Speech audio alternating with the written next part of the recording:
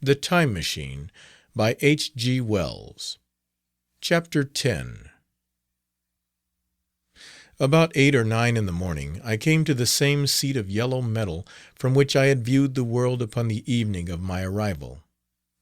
I thought of my hasty conclusions upon that evening, and could not refrain from laughing bitterly at my confidence. Here was the same beautiful scene, the same abundant foliage, the same splendid palaces and magnificent ruins, the same silver river running between its fertile banks. The gay robes of the beautiful people moved hither and thither among the trees.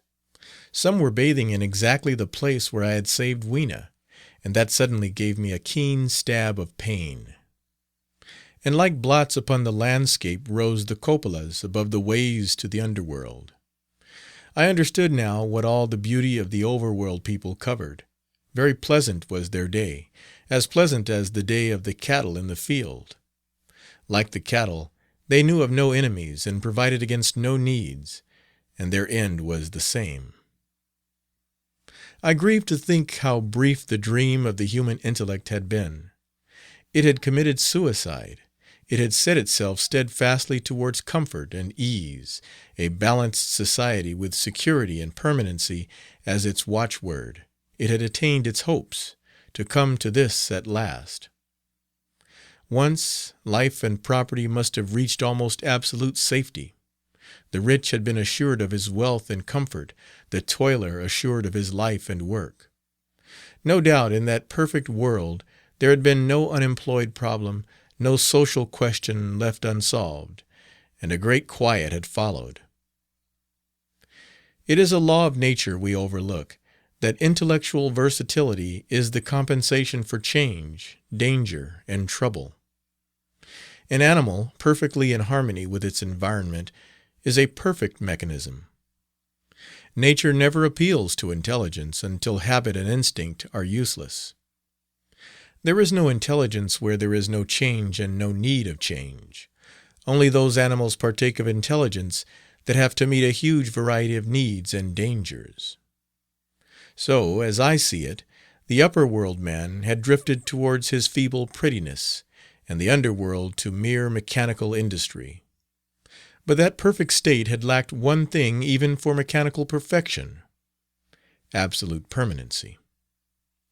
Apparently, as time went on, the feeding of the underworld, however it was effected, had become disjointed.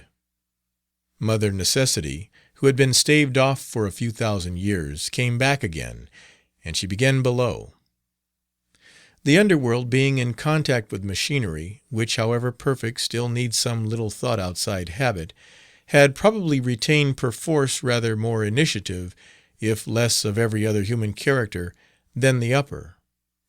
And when other meat failed them, they turned to what old habit had hitherto forbidden.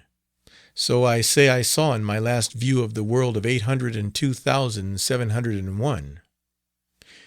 It may be as wrong an explanation as mortal wit could invent. It is how the thing shaped itself to me, and as that I give it to you.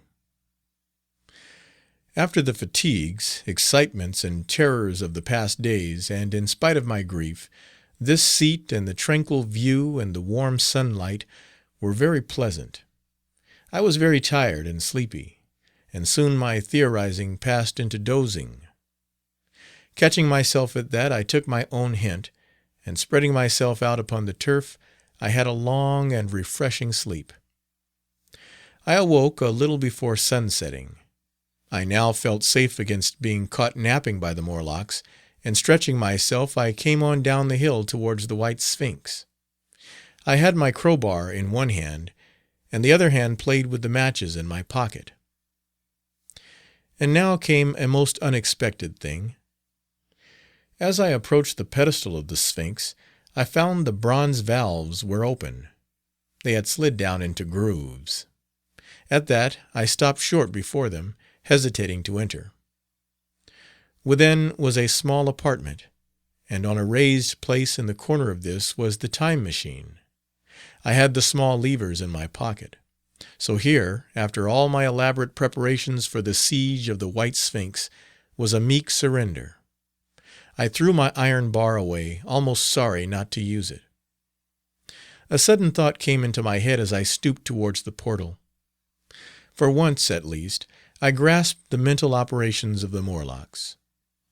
Suppressing a strong inclination to laugh, I stepped through the bronze frame and up to the time machine. I was surprised to find it had been carefully oiled and cleaned. I have suspected since that the Morlocks had even partially taken it to pieces while trying in their dim way to grasp its purpose. Now, as I stood and examined it, finding a pleasure in the mere touch of the contrivance, the thing I had expected happened. The bronze panels suddenly slid up and struck the frame with a clang. I was in the dark, trapped. So the Morlocks thought. At that I chuckled gleefully. I could already hear their murmuring laughter as they came towards me. Very calmly I tried to strike the match. I had only to fix on the levers and depart then like a ghost, but I had overlooked one little thing. The matches were of that abominable kind that light only on the box. You may imagine how all my calm vanished. The little brutes were close upon me. One touched me. I made a sweeping blow in the dark at them with the levers and began to scramble into the saddle of the machine. Then came one hand upon me and then another. Then I had simply to fight against their persistent fingers for my levers, and at the same time feel for the studs over which these fitted. One, indeed, they almost got away from me. As it slipped from my hand, I had to butt in the dark with my head. I could hear the Morlock's skull ring to recover it. It was a nearer thing than the fight in the forest, I think, this last scramble. But at last the lever was fitted and pulled over. The clinging hand slipped from me. The darkness presently fell from my eyes. I found myself in the same grey light and tumult I have already described. End of chapter 10.